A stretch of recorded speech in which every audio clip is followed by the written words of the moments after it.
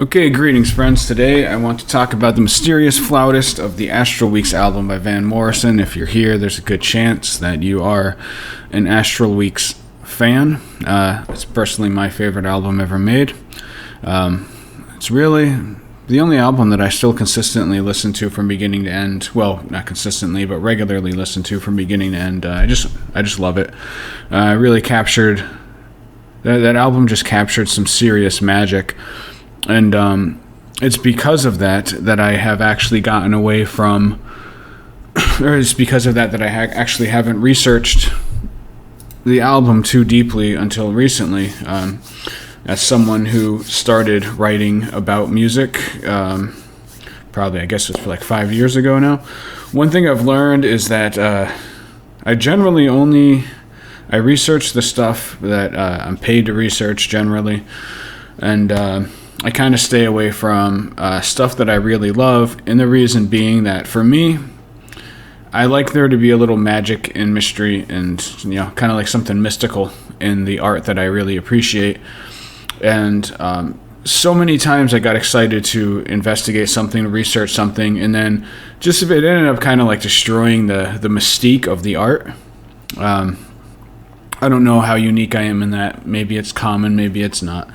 But yeah, I feel like it just kind of takes away the mystery and the allure. So I've always avoided Astral Weeks, except that I've heard, like just about anybody else, the album, because it has such a mystical sound, it produced so many legends behind its creation. And, in investigating it and researching it, I will say that there was a little bit of magic started to be burst.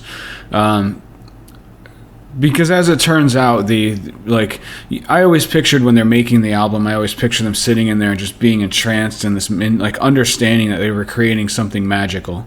That's the feel of the album. It feels like you're sitting in on this intimate, spiritual, emotional journey.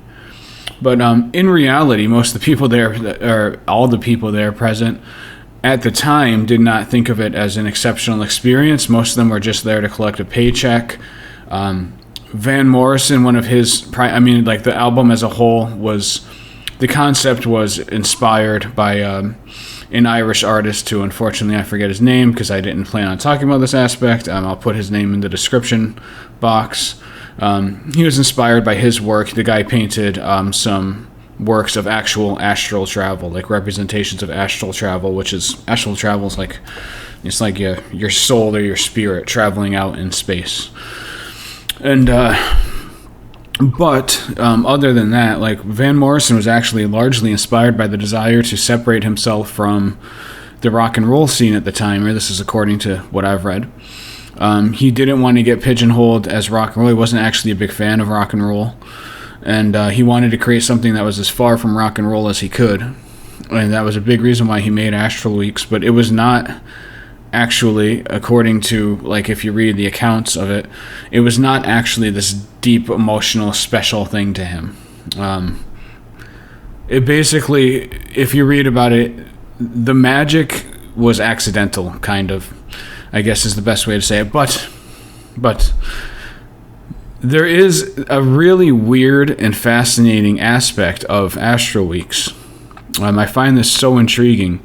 So, the the flute player that played for the majority of the album was John Payne, who's he's a accomplished, well-respected flautist, and he had been working with Van for a few months beforehand. I think it was 4 months or something like that, and they kind of like Astral Weeks kind of coalesced with Payne as part of the picture.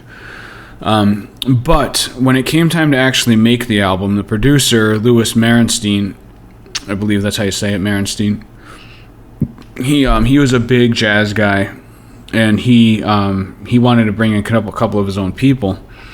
And so Payne, on the initial recording session, September 25th, 1968, Payne was there, but he didn't, I believe he was there, but he didn't play on it, but he heard the other flute player playing. Payne ended up doing his own performances on these songs, and he is the flute player on nearly every track. There are two exceptions. Beside You and Cypress Avenue. This is the weird thing. So if you look on the album credits, you'll see that the flute player is accredited as anonymous. The reason for that is, to this day, nobody knows who the flute player was. Payne recalls being there, and he recalls hearing somebody else play his parts. But nobody actually remembers who the flute player is. That extends to today, unless there's a source I'm not aware of. That extends to today, November 18th, 2021. This iconic album, many people consider it one of the greatest albums ever made. People like me consider it the greatest album ever made. Even people who don't love it, they music historians, they understand its role and its importance and its prominence. And yet we still don't know who that flute player was. How is that possible? So many fantasies started spinning in my head. Did the person die shortly afterwards? Was there some tragic story? You start picturing them walking out of the studio after that night and then disappearing forever. Murdered. Went out on a peyote vision quest out in the desert and never came back. I mean, what the hell happened to the guy? You would think that even though the album wasn't as widely regarded immediately as it is now, it kind of took time for it to grow. Still, number one, Van Morrison grew into one of the biggest stars of his time, and Astral Weeks has become an album with a serious cult following, but also mainstream respect. And the guy has never come forward to say, hey, that was me playing flute on there, or woman. I mean, the man or the woman. Whoever this flautist was never came forward.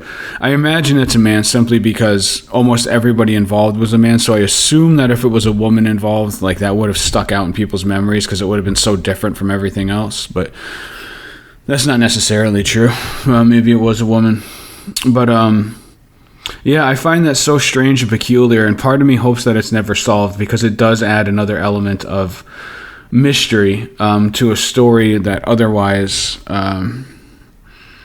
isn't as mysterious and mystical and profound as I had hoped when I dug into it. But yeah, I don't know. I just find that really interesting, and I'd be interested to hear what anybody else thinks about it. What I would be most interested to hear is if any of you out there have ever heard any suggestion about who this flute player is. I would love to hear it.